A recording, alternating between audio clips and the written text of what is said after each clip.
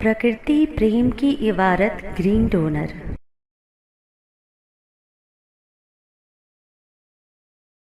हरित प्रेरणा एपिसोड 473।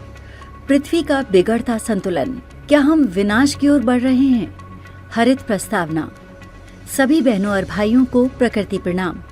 मैं हरितवीर कविता आपका स्वागत करती हूँ हरित प्रेरणा के इस महत्वपूर्ण एपिसोड में।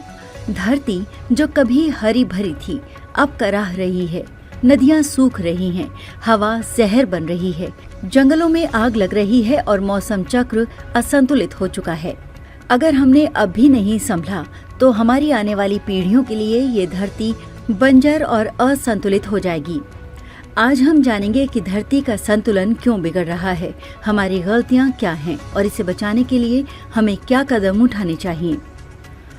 वीर जी कहते हैं, धरती माँ हमें जीवन देती है, लेकिन हम इसे धीरे धीरे नष्ट कर रहे हैं।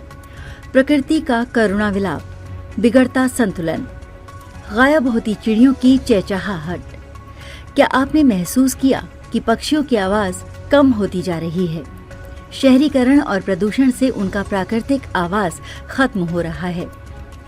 असमय मौसम परिवर्तन, गर्मी अब असहनीय हो गई है, बारिश अनिश्चित हो गई है और सर्दियां कमजोर पड़ रही हैं।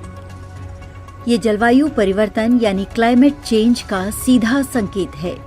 सिकुड़ते जंगल, सूखती नदियां, तेजी से हो रहे वनों की कटाई और जल स्रोतों का दोहन धरती को असंतुलित कर रहा है।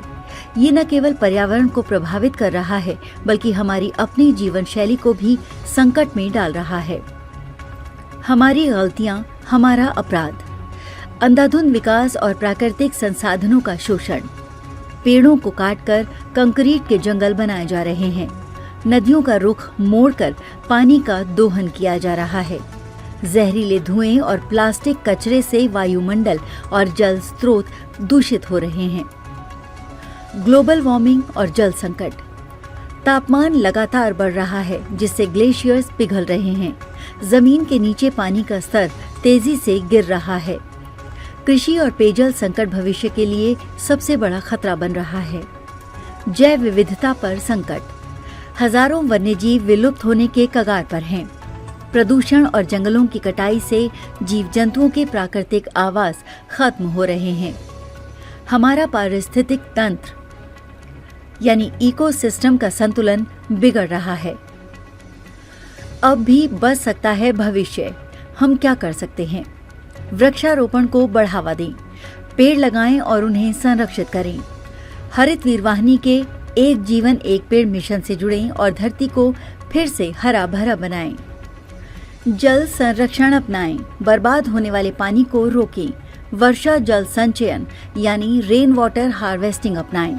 प्लास्टिक और कचरे को कम करें। प्लास्टिक का प्रयोग कम करें और रीसाइक्लिंग को अपनाएं।